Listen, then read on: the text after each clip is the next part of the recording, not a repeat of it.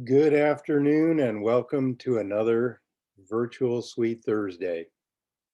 Although we've been using Zoom for a while, I still have a few occasional glitches, so please forgive me if that happens.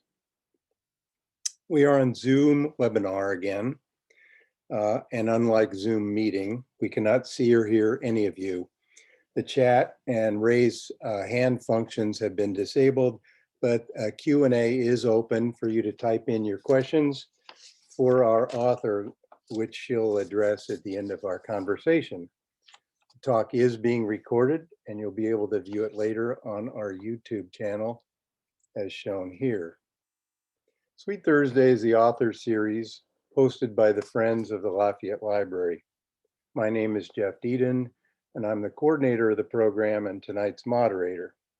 This afternoon, we have investigative journalist Carey Gillam to tell us about Roundup, Monsanto, and the first trial in which they were sued for causing cancer.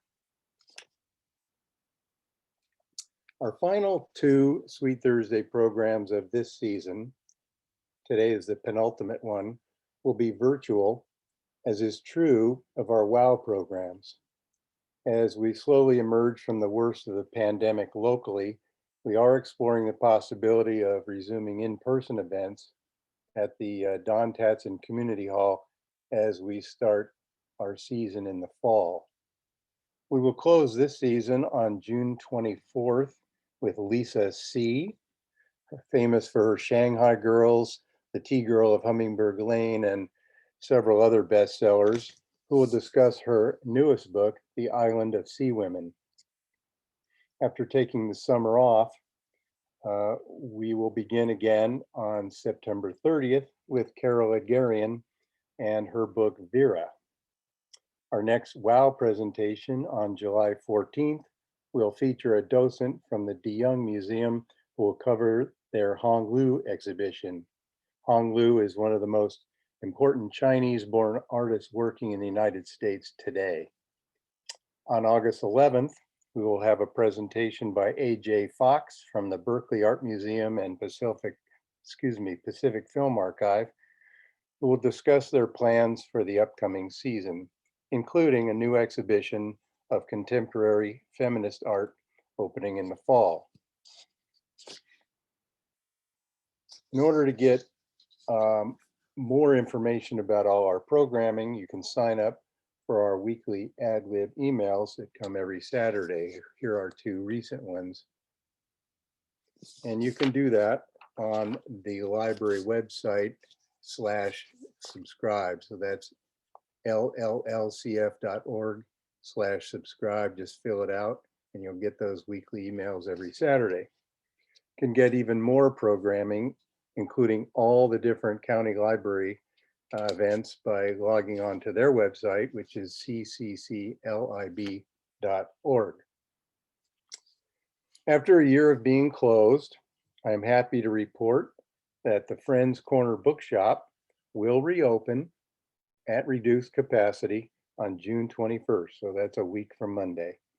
Prior to COVID, sales from books, gently used books at the shop, supported a number of programs and services at the library. These include librarian salaries for Sunday hours, books and other materials, library programs, Friends programs, and support for the Foundation and the Historical Society.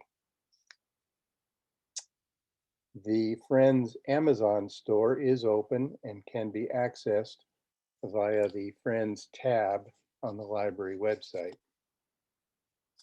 For their support, I'd like to thank the Friends of the Lafayette Library, the Lafayette Library staff, the Foundation, and my two Sweet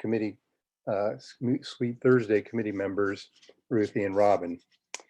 And you can buy our author's book at Orinda Books. We also now have social media, so you can follow us at these tags.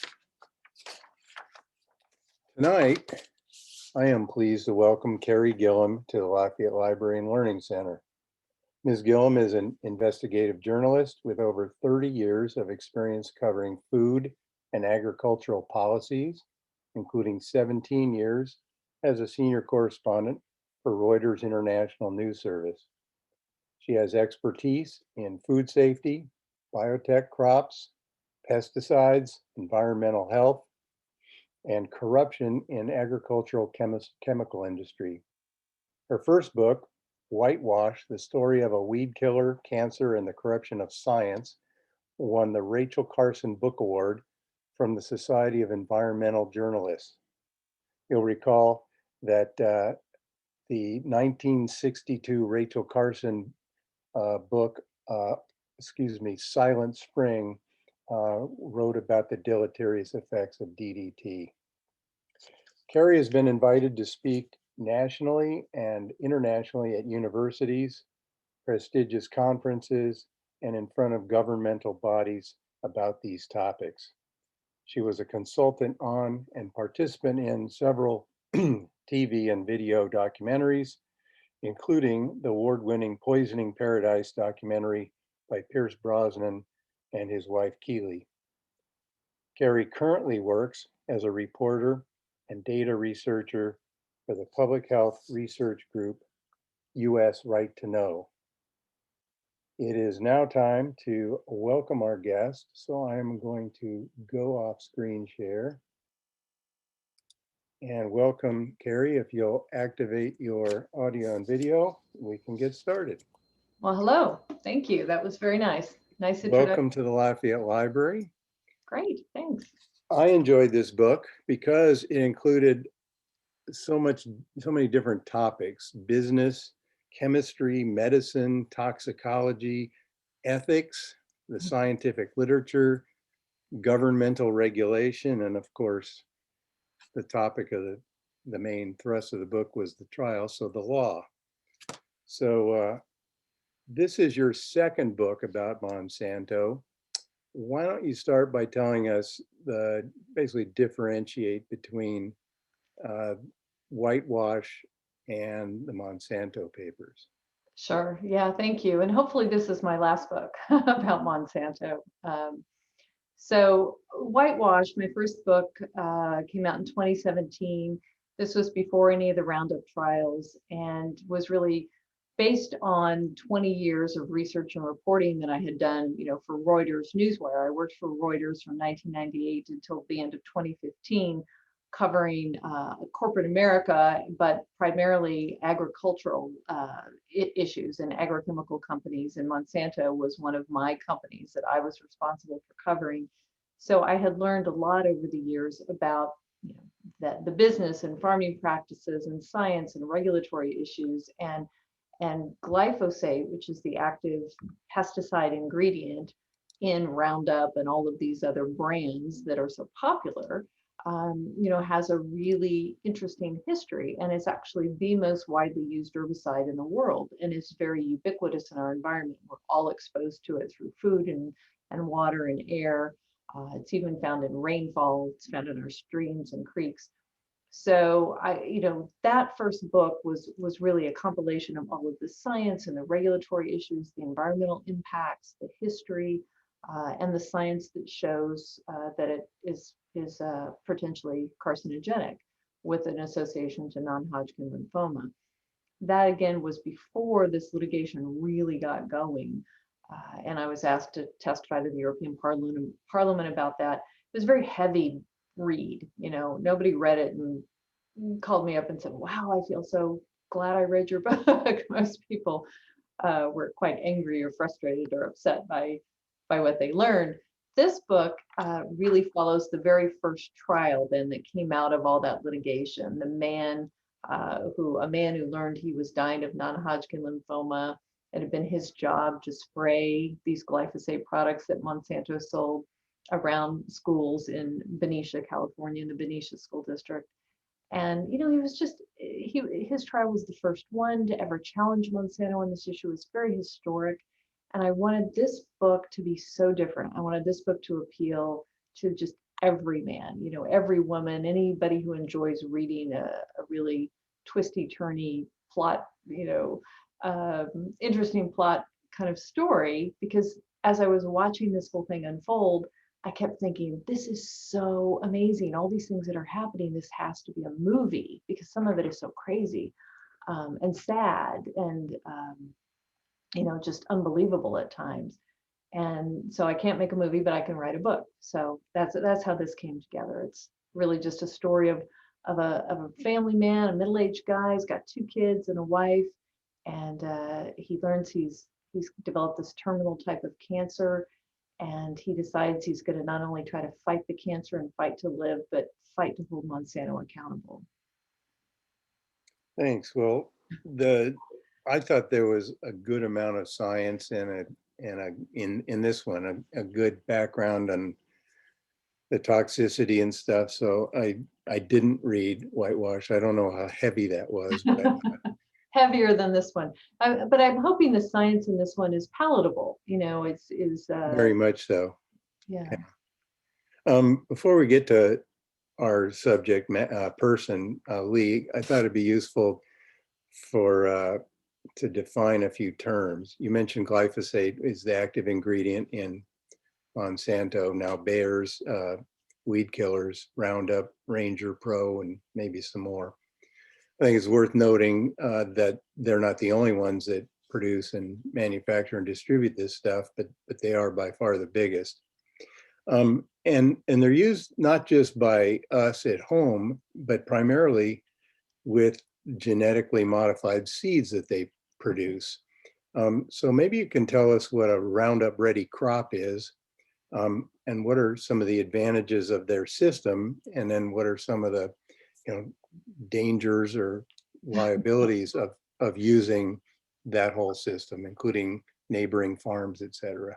Yeah. I'll try to keep that short. That's a pretty long answer, but so glyphosate, right? Monsanto introduced it in 1974.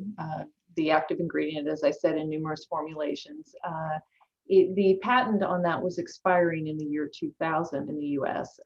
Monsanto was also looking to become more deeply involved in the agricultural industry and had all of this technology that allowed it to genetically manipulate plants and crops. And they came up with a way to change the DNA of certain crops so that they could be sprayed directly with this weed killer, Roundup or glyphosate, and they wouldn't die. And it was a remarkable invention, because farmers struggle quite a bit to deal with weeds as well as insects and other things that threaten crop productivity.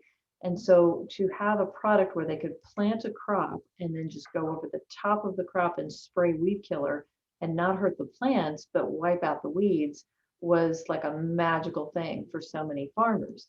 And so Monsanto started rolling these crops out in the mid 1990s. And they talk about in their reports to investors and things how this is really going to help them hold on to market share while other competitors roll out, generic options, glyphosate options.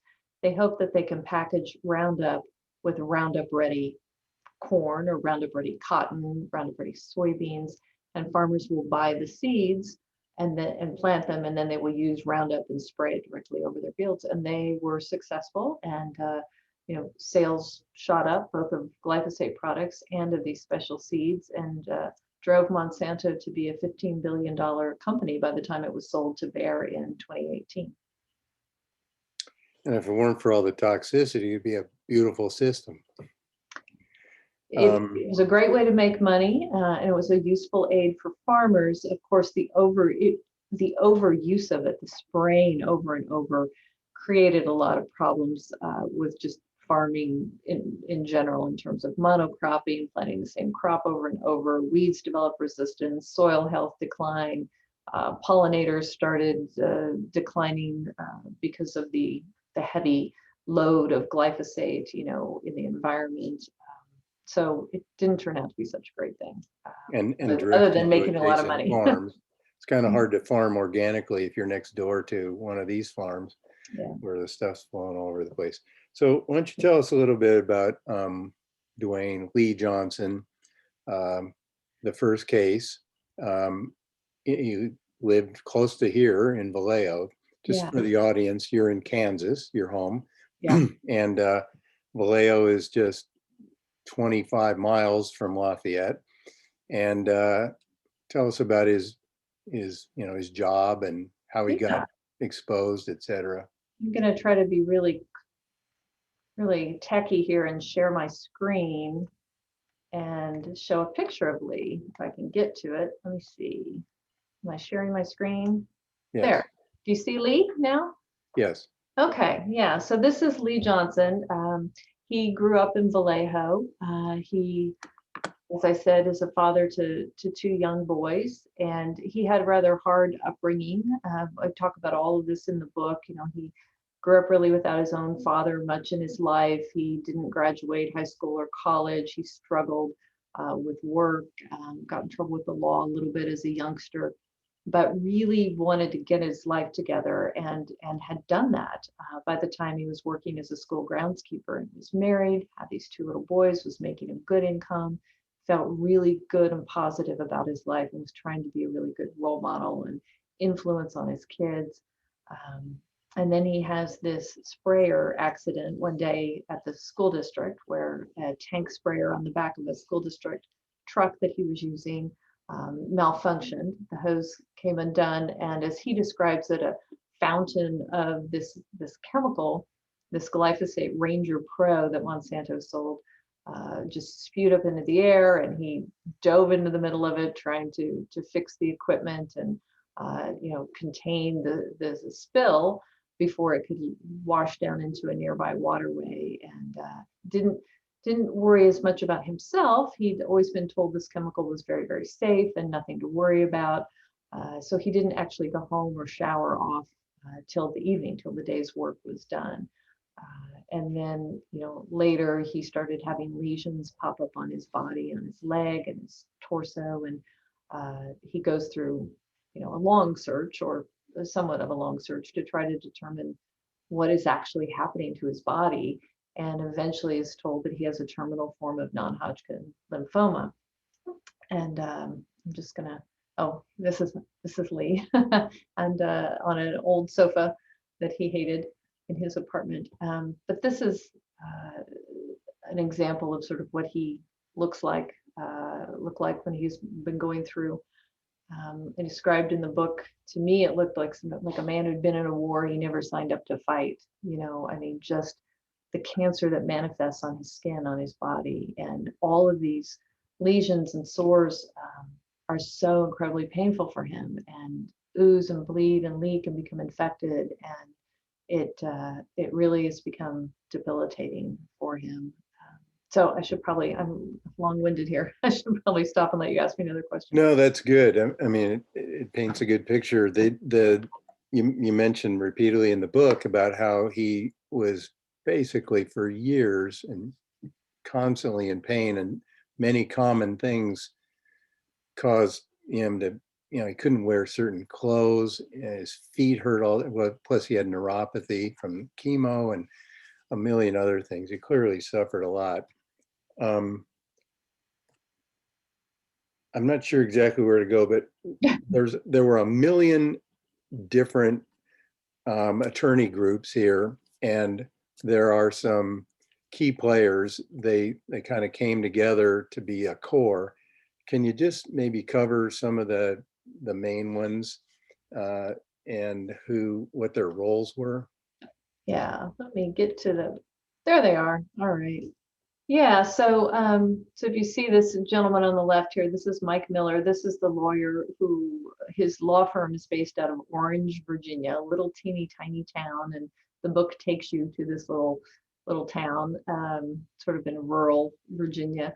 And Mike and his wife Nancy, you meet them, and they have a sort of a horse farm, although they don't have real horses. They have kind of little cast off miniatures that no one else wants.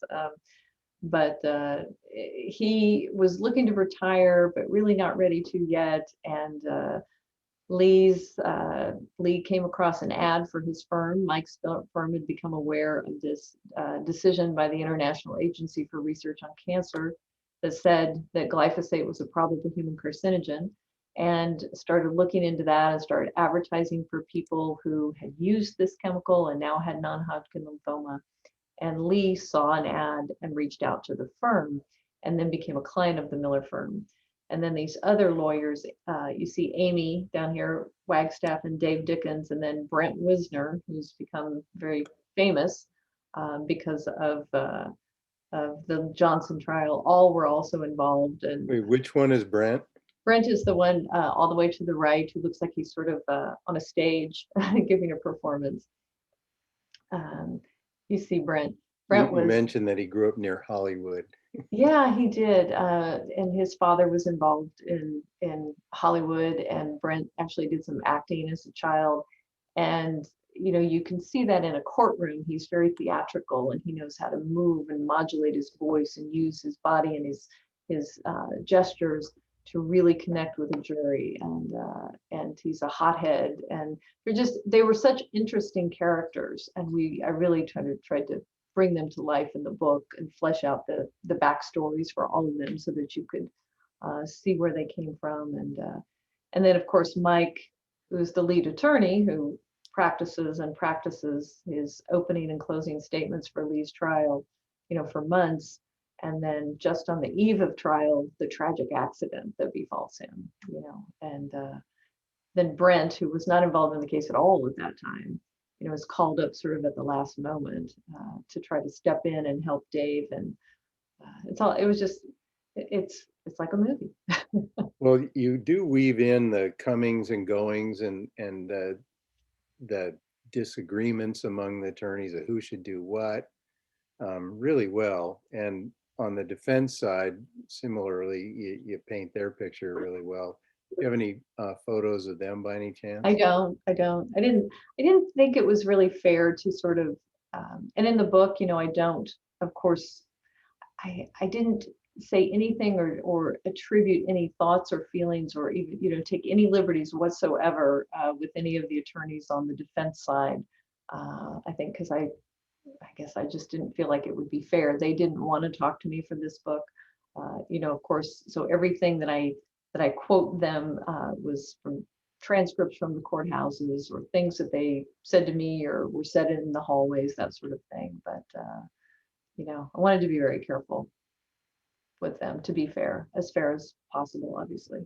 I have a question about the research because clearly you were embedded in the topic from your previous book and you knew a lot about this and probably well connected with a lot of players. But to me, it read like you were there like every step of the way. And I'm guessing a lot of that's your writing style, but I'm guessing also you actually were there for much of it, at least the trial. But I don't really know sort of how much of your research was contemporaneous and how much you did with interviews later and how much just by searches.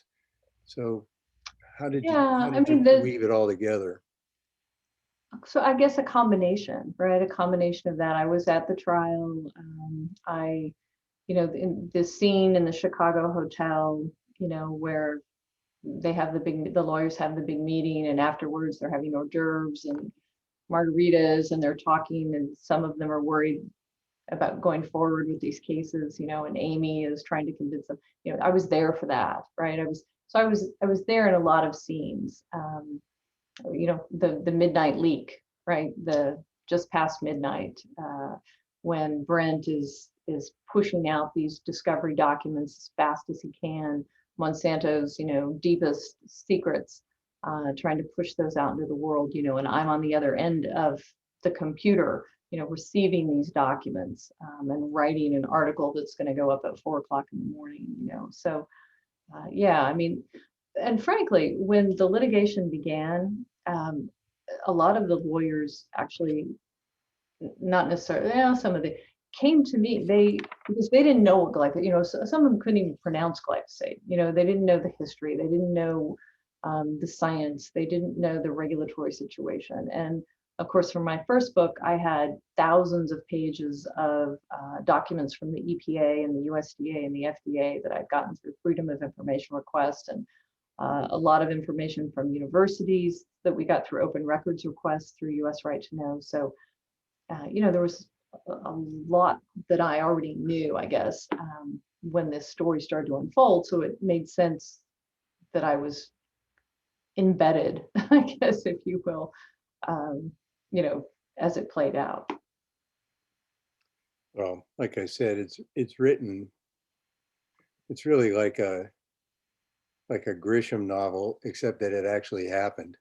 Um, it it's I just think it was really cool the way it was written and laid out. It just really plays like a crime drama. Yeah, thank you. I mean, that's what I wanted. I wanted people to feel the drama and the emotion of all of it. And I wanted people to understand what cancer victims go through, the pain and the treatments and the impact on the family and the dynamic with lawyers who represent them. Because it's not all lawyers writing in as the hero rescuers, I mean, that's part of the story, but there's also exploitation that goes on. There's also a lot of money that flows, not always to the victims, but to other, and there's a lot of hoops to jump through to actually get a case to trial that I think most people don't understand or don't realize it. I mean, I didn't until I really followed this case from beginning to end. I always assumed, I guess, you go to court and everybody puts out the best evidence they can, and then there you go, and then a jury makes a decision. I didn't know how much power a judge had and how he sort of decided before the jury even, got to see the case, what evidence would be allowed and what evidence would not be allowed. I mean, and just the good, the bad, and the ugly of the plaintiff's bar, the personal injury attorney system. There's a lot of ugly. But there's also a lot of good. So I wanted to weave all of that into there as well. Yeah, on that point, you did a nice job of pointing out that unique challenges for this mass tort litigation that's different from an average trial, because it just involves, well, millions of papers, millions of pages of discovery, thousands of clients, dozens of lawyers, takes forever. Right. You don't know what the reward, if there is going to be one at the end. And anyway, it's a cool story. I wanted to go back to something you mentioned, because I think it's one of the big points I wanted to bring up with you and discuss some of the details of which. Um, there were some judge instructions early on, not the judge who oversaw the trial, but a federal judge, Chabria, if that's how it's pronounced, Yeah. instructed both sides on how they were going to proceed. And through a little bit of a shenanigans and a detail, one of the plaintiff's attorneys, Brent, decided that they hadn't satisfied the defense, one of the requirements to keep those discovery documents confidential. And so then he said, well, this is really important to the world to get this stuff out. It's dangerous. And he risked a lot, I think. And then he sent it to this journalist who you don't identify initially. And that turns out to be, I don't think this is going to be a huge spoiler alert, you. Yeah. And you're there pumping it out into the world. So I'm thinking, this is like Daniel Ellsberg in the Pentagon Papers. This is like, Woodward and Bernstein with Watergate. My question really is, didn't you worry about this, both in terms of, I don't know if I hope you had legal assistance. Was it legal to do this? Were you worried about your safety, your reputation? Were you breaking the law? Any of those things? So yeah, so the Monsanto Papers, the name of the book, the Monsanto Papers, is taken from sort of that that event, because those documents that were released have become known around the world as the Monsanto Papers, and these are internal Monsanto emails and strategy reports and memos and things like that that the company did not want to be made public. They had to turn them over to the lawyers through a court order because of discovery that's allowed through litigation. But they had argued that these should be kept confidential, that they were trade secrets or business secrets, and that they should not be made available on a public basis, not made part of the public court record. And, as I said, I had been so deeply involved in this and following this on a daily basis. I mean, I was I talked to those bothered those poor lawyers, all the time. I was calling, I was emailing, I was checking the court records. And I knew that they had some very valuable information in these records, and they wanted them to get out, but they were somewhat hamstrung by this protective order that the judge had put in place. And as you see in the book, I don't want to get too technical, but there were multiple provisions in this protective order, and there were things that had to be steps that had to be taken if the lawyers wanted to release the documents. They had to follow very meticulously certain steps, and then Monsanto, if they wanted to keep them secret, had to counter with some very specific steps. And what Brent ended up doing was he read that protective order backwards and forwards and saw what he thought was maybe a way to sort of lure Monsanto into a trap of sorts. And so you see that play out, and I knew what was going on the whole time, and I just was watching and observing and waiting to see if those documents would become available. And so at 12:01 a.m. on August 1st, 2017, Monsanto had, the trap had snapped shut, and the documents started going out into the world. And it wasn't just to me. I mean, it was to whomever could get them, could access them. I just happened to know where to look and knew they were coming. So, and I moved very quickly because I knew that when dawn broke, Monsanto was going to be very upset and probably go to the judge, probably try to get some sort of order, and try to pull the documents back. I put them all up on the U.S. Right to Know website where I work now. I wrote an article for the Huffington Post about them, and they did. I mean, Monsanto was very upset. They tried to do all sorts of things, but no, I wasn't worried at all. I guess much like the lawyers, my whole career has been about transparency and truth. The truth should come to light, whatever it is. And, if this company had internal information about the risks of its products, people should know that. So I thought it was a real public service to have these documents come to light. There's a lot of questions. How long was the trial? June to August. Monsanto using the same tactics. Can I answer that one? Oh, you're looking at the questions? Yeah. Sure. I should not do that, I suppose. I just think this is a funny little anecdote here. Was Monsanto using the same tactics as the tobacco industry? So that was an issue. That's from Patrick. That was an issue at trial. Monsanto actually filed what's called a motion in limine before the trial, saying that the plaintiffs, they didn't want the plaintiffs to make any comparison between Monsanto's tactics and the tobacco industry tactics. They did not want to be compared at all, or aligned with the tobacco industry. Yet the lead attorney, one of the lead attorneys who was defending Monsanto, worked for the tobacco industry. So, it just, I thought was interesting. Yeah, was it Williamson? I think they worked for, or represented. Yeah. Yeah. Okay. Some of those documents, and I'm guessing the reason they didn't want them out, the discussion wasn't just science and epidemiology. It was, and in fact, the judge initially, they after the verdict, which I'm going to talk about, the defense came back and asked the judge to throw it out based on a motion. And clearly, I think there probably was some involved, because the stuff they were doing as evidence in these documents was kind of nasty. So we talk about some of those tactics they did about, their relationship with the EPA and ghostwriting and paying scientists, et cetera. Yeah, let me see. I think I've got, you can see my screen again, right? Right now, it's just you. Oh, it's just me? Oh, wait, sorry. There we go.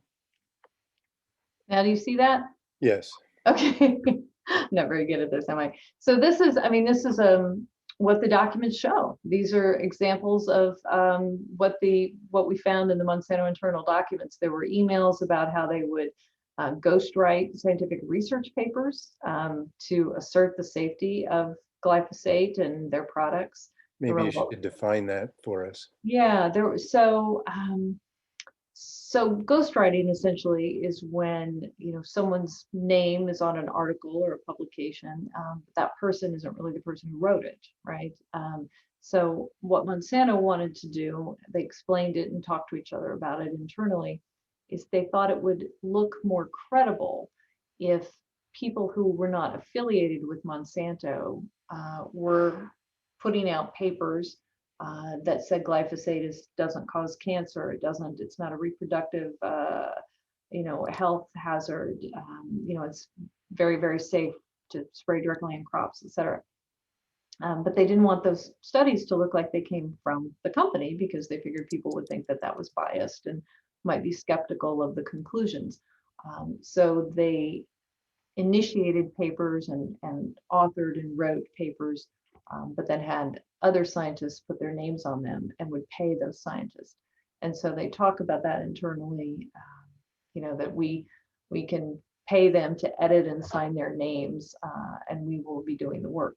And they talk about a couple of different, examples of that, but one in particular was a very large, an important study that was published in the year 2000, right, as that um, uh, patent was expiring, and there were a lot of questions about GMO crops and that sort of thing. And it was published in the year 2000, and you see in their internal documents where they talk about all the extensive work that they did on that.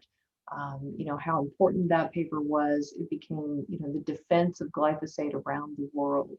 And they talk about how they ghost wrote it. So, and you see that they ghost wrote magazine articles that look like they came from academics, but they really were written by a Monsanto PR team.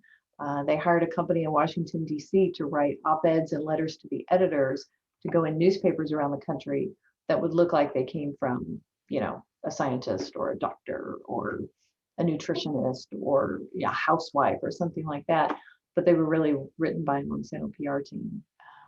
So, I mean, that's not sort of just, rumor or speculation. That those were written down in their court documents and came out in their depositions. So, all these things, they had networks of scientists around the world that they were paying hundreds of dollars an hour to go out and tout the safety of their products. I talked about the articles, the blogs, and the front groups. This was an important thing that came out. The money that they've been paying to organizations, again, that look like they're independent of Monsanto, look like they, are scientific groups or whatever, and that they're taking in money and they're talking to Monsanto internally. You see these emails back and forth about, hey, can you give us some more money? We've been doing a lot of work trying to defend glyphosate for you. We could use more money. And Monsanto's saying you won't get a better value for your dollar than this particular front group that I'm talking about here, and giving the money. So, and then those front groups not only, push the safety message, but they work really hard to harass scientists and journalists and anybody who, sort of raises a hand and says, hey, look at the science over here. It looks like it might cause cancer. There's a scientist, a woman named Leanne Shepard, who's a scientist out on, well, you're on the West Coast, I believe she's Washington State, I think it is now, I'm forgetting. And she co-authored a paper in 2019 looking at glyphosate and Roundup and the non-Hodgkin lymphoma risk, and the authors concluded of that study, it was a meta-analysis, that indeed, there was very strong conclusive evidence of a link between these herbicides and non-Hodgkin lymphoma. and even a 41% increased risk for heavy users of Roundup.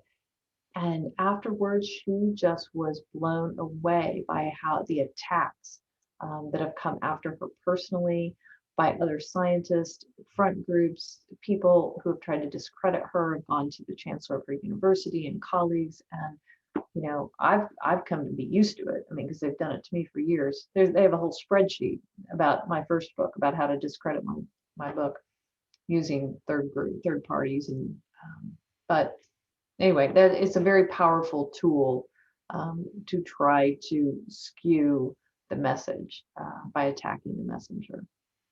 So I should probably Well, quit. they have a lot of money, and they have a lot of money at stake. So yeah, they were putting up every impediment offensively and defensively. And you chronicle that very extensively. Yeah, and I mean, this is a couple quotes here you can see from these. This is Judge Shabri, and then Alameda County Superior Court Judge Smith. These judges, it was interesting to watch the evolution here, because at the beginning of the litigation, especially Shabria, seemed very skeptical about the plaintiff's case, very skeptical indeed. And Shabria, in the first federal trial that he oversaw, he separated the trial into two parts because he didn't want the jurors to be influenced by the evidence of deceit on Monsanto's part. So the first part of the trial was only about the science, this federal trial under Shabria. This was not Lee's trial. And the jurors had to find, based only on the science, that indeed it caused cancer before he would allow a second part of the trial to happen, in which they could see all of this evidence of Monsanto's deceptive tactics. And, he now, this judge, after seeing all of this evidence and overseeing this for so many years, you can see this quote here. He says, a fair amount of evidence, the only thing Monsanto cared about was undermining the people who were raising concerns about whether it caused cancer. Didn't seem concerned at all about getting at the truth of whether it caused cancer. Yeah, he was a late believer. I did a little internet searching. He's still deeply involved with this stuff. There's a bunch of cases still going on. And I have a feeling this is going to be like asbestos. It's not going to go away in 5 years. It's going to be 20, 30 years of litigating this stuff unless Bayer goes belly up. Unless the get out of jail card for Bayer, which bought Monsanto just on the eve of the Johnson trial, very naive about the implications of the litigation. And arrogant. Yeah. I mean, and the share price of Bayer plummeted, the market capitalization of that company upon the Lee Johnson verdict in August 10th of 2018. And they have been hammered ever since. But unless they decide to actually put a warning label on the product to say, some scientists say this could cause cancer, or the International Agency for Research on Cancer says it's a probable human carcinogen. Unless they put warning language on these products, they remain open to litigation and vulnerable to litigation. So it's a real struggle right now. They've agreed to pay about $11 billion to try to settle U.S. litigation. But, there's another trial July 19th. And so they're having a hard time making this go away. Yeah, I read that Chabria wasn't so happy with the most recent settlement by both sides, and he said he sent it back. That brings up a point of the labeling issue. Brent, in his opening statement in trial, his basic thesis was this is about choice. And if an agent might be toxic, you need to tell us about it, put a label on it, then you know about it. You can choose whether you want to use it or not. And if so, to mitigate the risk by putting on more protective equipment or just being extremely careful. And I thought that was pretty brilliant. And it seemed, I wonder how much of an effect that had on the jury. Yeah, I mean, the jury, I don't know, but I mean, that's really the way I look at it. And I've always looked at it. And I think, most reasonable people would, right? I mean, with everything, people know the risks now of smoking, but many people still smoke. We take risks every day in our lives, but we hope that we're being given truthful information about the risks that we face when we use a product or eat something or smoke or whatever it is. But you saw, for instance, Monsanto is advertising these products. A lot of times you'll see somebody out, in shorts and flip-flops or shorts or whatever, and spraying this stuff around. But internally, there were papers where Monsanto was telling its own people, be sure you wear, protective gloves and long pants, protective shoes, and cover your mouth and your face. And there were a lot of conversation and dialogue about dermal absorption of the chemical and how rapidly and surprisingly to Monsanto rapidly, and it can absorb into the skin and get into the bloodstream, and how they were worried about regulators finding out how how effective it was in getting into the body. You quote Lee as saying he was told multiple times that it was safe to drink.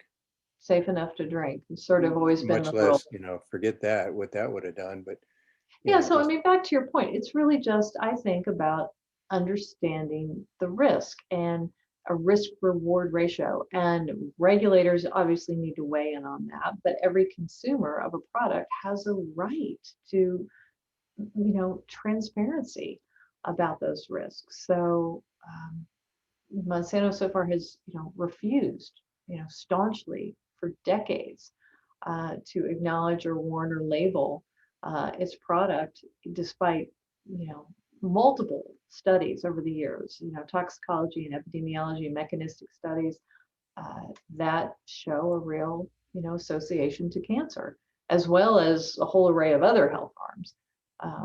But cancer was the subject of this trial and this book. But there are a lot of other things too, and it's part of it is the ubiquitousness of this. So it's not just, is this a potential carcinogen, but what is the exposure, and with this particular chemical, because it is so widely used, exposure is very high. It's very hard to avoid. Yeah. By no means was this, aside from the Monsanto papers, just the science, because now granted, some of the studies were bogus, but the ones quoted on both sides wasn't really clear early on that glyphosate or Roundup clearly caused cancer. It took a while to construct the crime. And also in fact, there was a document by one of their own scientists, female, was it Farmer, that mentioned we can't say that Roundup is safe because they're not required to test the whole formulation, just glyphosate. So there's that, what was the 4-letter acronym of the surfactant? POEA. POEA and other things in it. And so you're not spraying glyphosate, you're spraying Roundup, which is a bunch of different things, and they didn't have to test for that. Yeah, this is, do you see that slide here? This is a pull out of that little email where she's saying you can't say Roundup's not a carcinogen. We haven't done the necessary right to make that statement. But yeah, there were all sorts of and I think what I didn't put in my little bullet points there, another thing that was really alarming, I think, that and resonated with the jurors, I spoke to a lot of the jurors, was the evidence of collusion with the EPA and the complicity of the EPA or certain officials within EPA in helping Monsanto manipulate the record when it came to this chemical. And there's a story in the book, or a few stories about this particular official at the EPA, and Monsanto wants this review of its chemical to be halted or to go away by this other agency, and they were reaching out to the EPA friends of theirs to help them block this other toxicity study because they're afraid of what they're going to find. And and this guy steps up and helps them, and a lot of other guys in the EPA helped him too. And there's all sorts of text messages and emails going back and forth. And that to me was really jaw-dropping when I saw those emails and pulled all that together, because to see top EPA officials like dropping everything. They responded to Monsanto's request for help like within an hour of that initial request to help block a review of the toxicity of their chemical. It was very upsetting to read that these guys whose job it is to protect the public are doing just the opposite. And it erodes the trust that people have in governmental agencies like this. And it's just, the damage is considerable. And it's not just the cancer it causes, but I'll get off my soapbox. Well, I have about 20 other questions, but why don't we go to some of the audience ones? You can read them there, correct? Oh, yeah, I see. Did you ever feel your safety was threatened? I did at one point. I mean, I guess I should read these in order. I did at one point, this was a few years ago. I've gotten thicker skin since then, I guess, but one of the people that I knew got money from Monsanto was really harassing me, and there was one night where they sent some really alarming emails, and they got increasingly alarming, and I saw the next morning some of them were coming in at midnight and 1 a.m. and basically couldn't wait to see my demise, and I needed to be dead, and that I was going to come to there was going to be a wonderful like ending or something that was going to happen to me, and they couldn't wait, and that sort of thing. And it wasn't a direct threat to my life, but it felt that way, and I was afraid to go out of the house. And I remember always looking out the windows, to see if there was cars lurking, and I don't know. So some of it was, yeah. But That's no fun. I got over that. Okay. Yes. We got to quit answering. Look at this question. Oh wait, I have not yet read the book. What happened to the initial lead attorney? Oh, you need to read the book. We can't say that, can we? Are we talking about Mike? Yeah. Okay. He has a terrible, terrible accident on the eve of the trial. Not gonna give that away. It's terrible. It was I don't know Percy Schmeizer's experience. Percy, that's a whole other thing. There's a movie about that. And what's the movie called? Percy, I think, isn't it? He was a Canadian farmer, and he was someone who got caught up in Monsanto's whole patented seed litigation issue. Monsanto would sue farmers who were not paying, were not buying and essentially paying the license fee for their patented seed. And Percy, they found that some contamination, Percy alleged contamination. They said that he was probably intentionally using their genetically altered seed without paying for it, and they sued him. And it was a terrible, terrible thing that he battled for a really long time against them. But he was one of the farmers that actually stood up to them. I mean, there were hundreds of farmers who were sued by Monsanto. This was like, after genetically engineered crops came out. So it was late 90s and through the 2000s, and then early in the 2010, 11, 12 sort of era. And most farmers just, rolled over and sort of paid out, or, gave up their seed. But Percy really stood up to him. He's sadly has died, and I think it was of cancer, actually. But yeah, that was a whole nother scandal and controversy over patented seed, because farmers typically have always, it's been a traditional practice to save seed, year after year. But with genetically engineered crops, you can't do that because they're patented. Monsanto owns the intellectual property, and you have to buy them fresh every year. Now, who else makes those? Is Dupont a manufacturer of GMO seeds? I'm sorry? Is Dupont also, are they a competitor in that area? Yeah. So Dupont, a lot of different companies got into that. Now, several of them, particularly with the glyphosate tolerant trait, would license that from Monsanto and pay a fee to Monsanto, and then they would combine sort of the genetic trait with their own germplasm. So, and there are all other genetically engineered traits, that, insect resistance and Drought, yeah. yeah. At one point, Dupont and Monsanto were battling to get the first drought, tolerant corn to market. That didn't go well for either company really, but yeah. Let's see. Is a Roundup that's currently available the same chemical makeup or change the product? Do you have a science background? Gosh, Patrick has a lot of questions. Roundup is currently available. So Monsanto in Europe at least was forced to change its formulation and get away from using POEA, which was a surfactant that's found to be particularly harmful to health and was banned in, I can't remember the year now, 2014-ish. And so they had to change the formula over there. I am not aware if they've changed it over here. All of that is, again, confidential business information. They have various formulations, a lot of different products. So. Actually, this bottom one is one I was going to ask if you have any training in the law or toxicology or other scientific stuff. Absolutely not. And I don't ever pretend to be a scientist.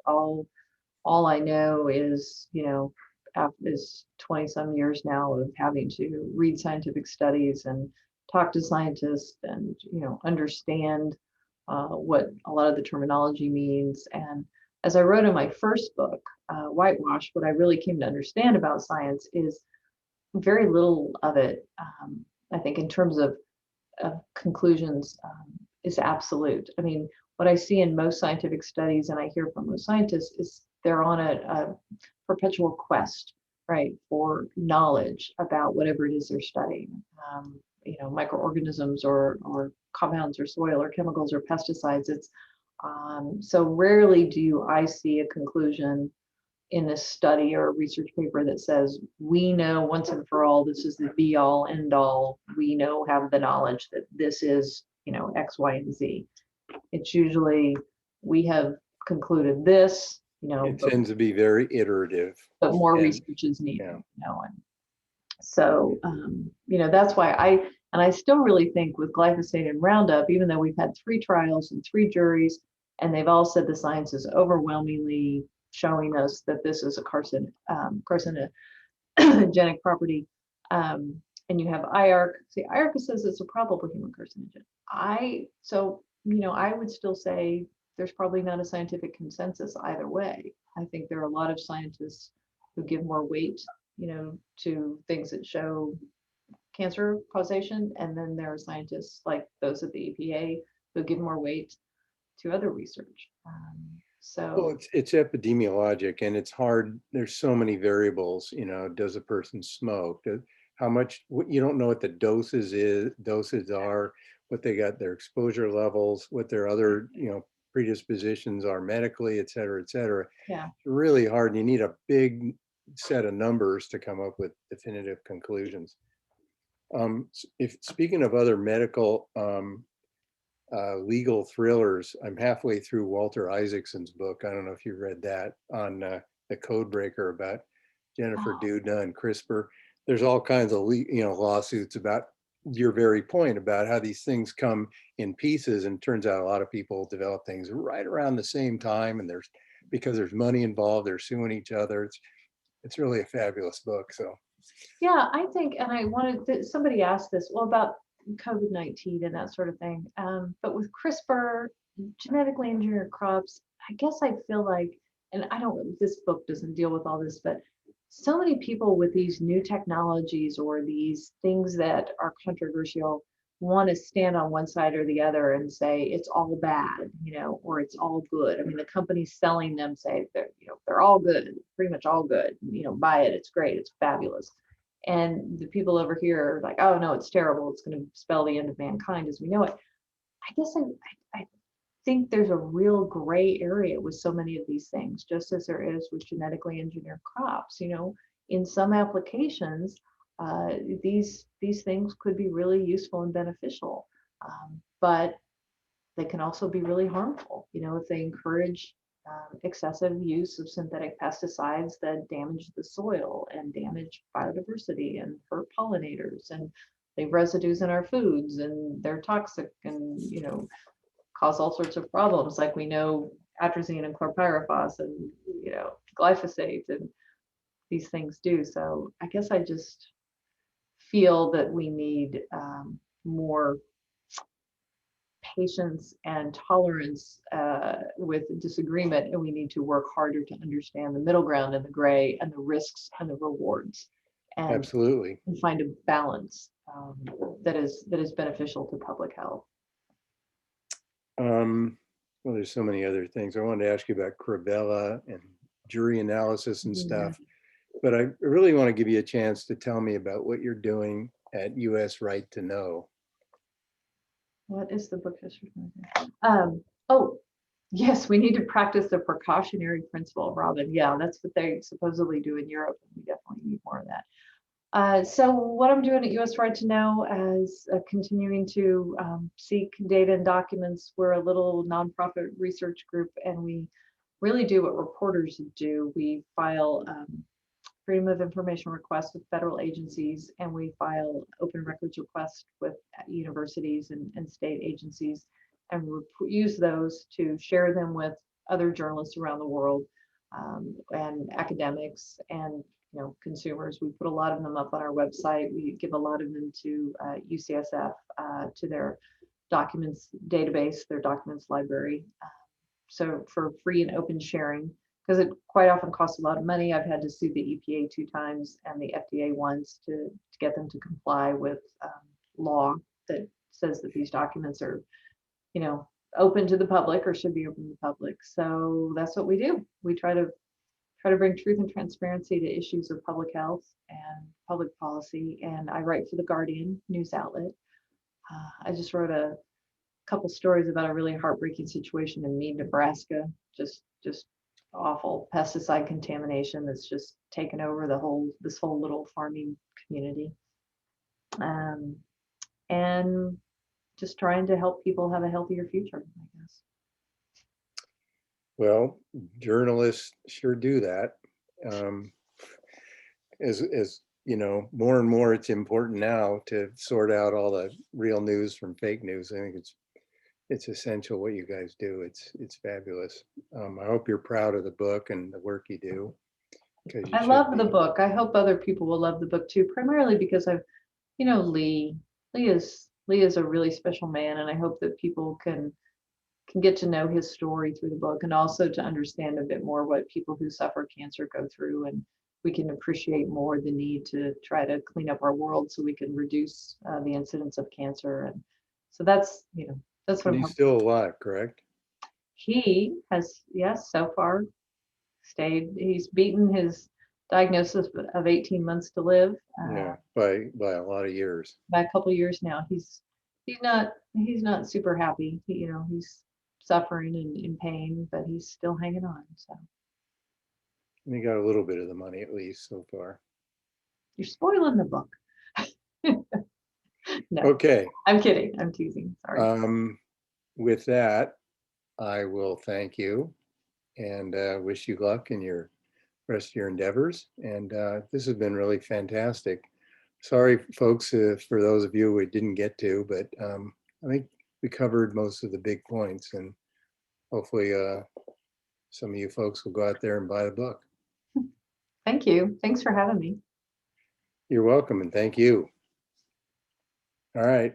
Have a good evening. All right. Bye.